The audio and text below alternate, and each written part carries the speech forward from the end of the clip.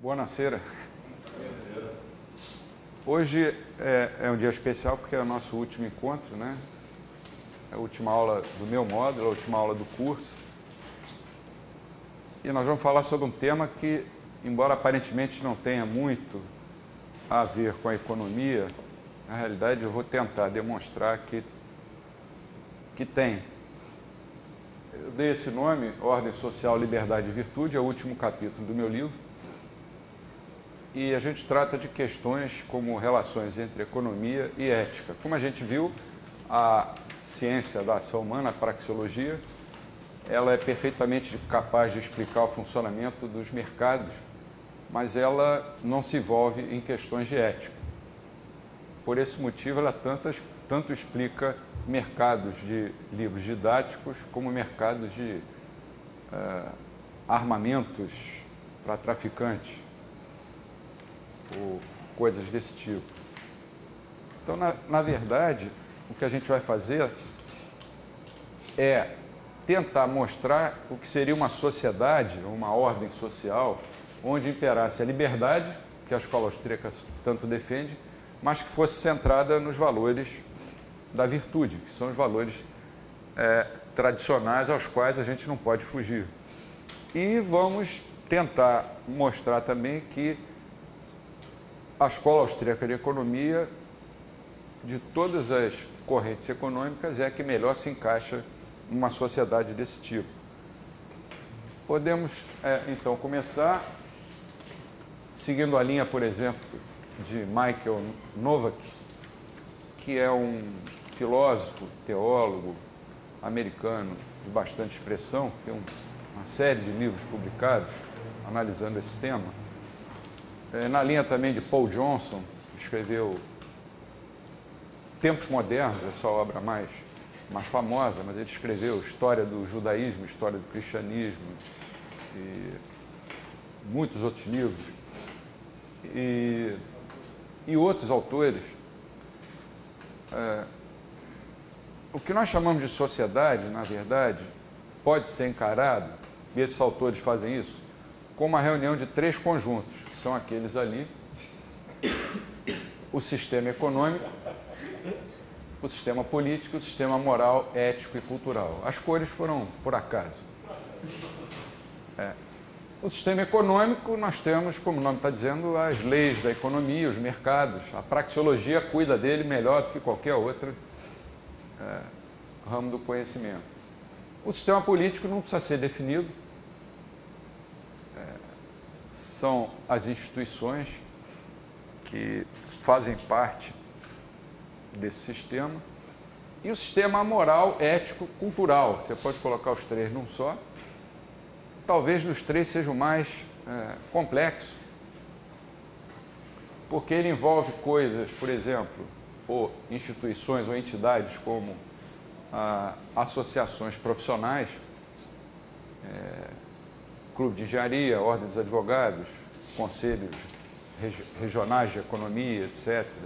Envolve associações de pais e alunos, envolve igrejas, envolve a mídia, clubes esportivos, quer dizer, o que faz parte do que se convencionou chamar de cultura de uma sociedade, né? Cada um dos três sistemas tem as suas leis de funcionamento. A praxeologia mostra perfeitamente, por exemplo, como os mercados funcionam e o que acontece com os mercados quando o governo vai lá e coloca a sua mão visível, provocando muitas distorções.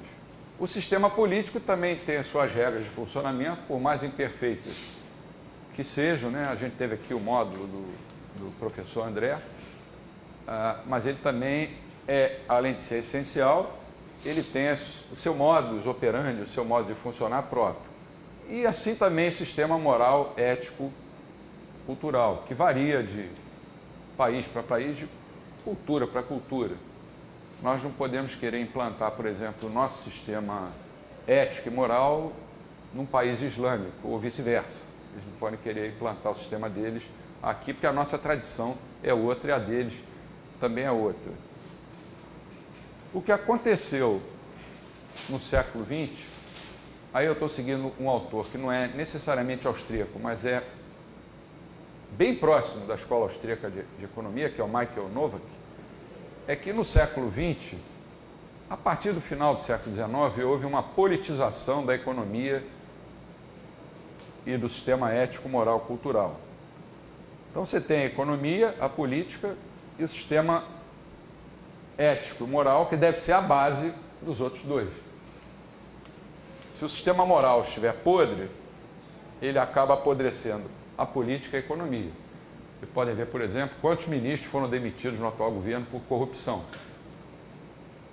E parece que tem mais 2 aí, já em cima do telhado, prontos para caírem. Eu até estava vendo em latim, acabei de postar no Facebook lá até o Christian gostou do comentário.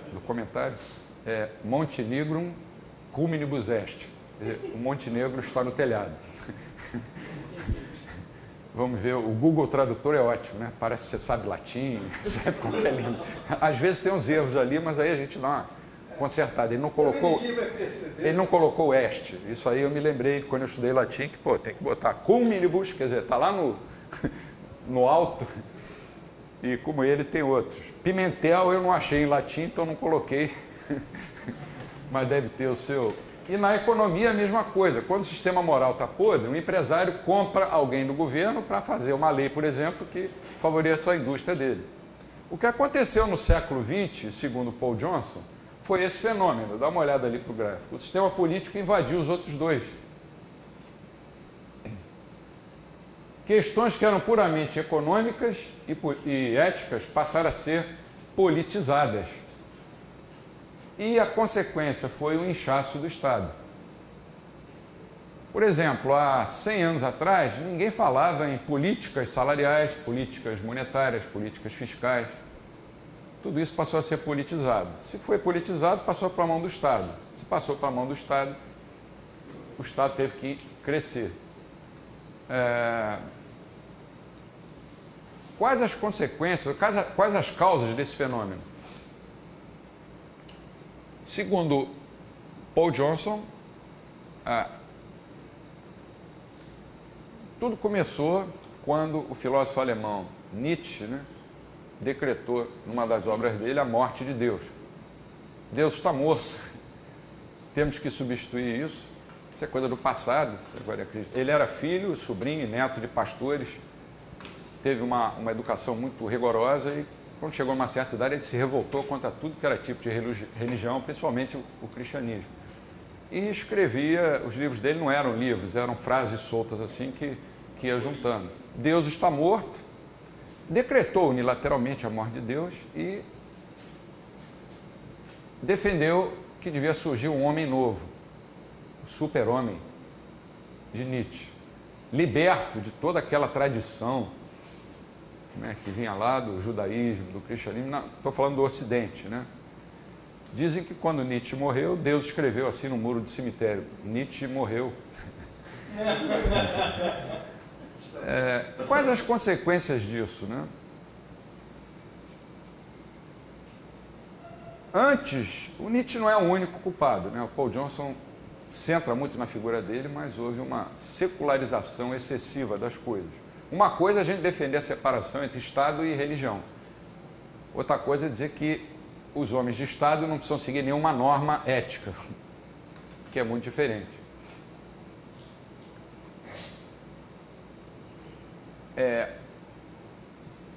Nós temos aí os 3 sistemas. Quando o sistema ético, olha lá, desmorona, ele vai fazer os outros 2 também desmoronarem e vão desaparecer as condições para uma sociedade justa.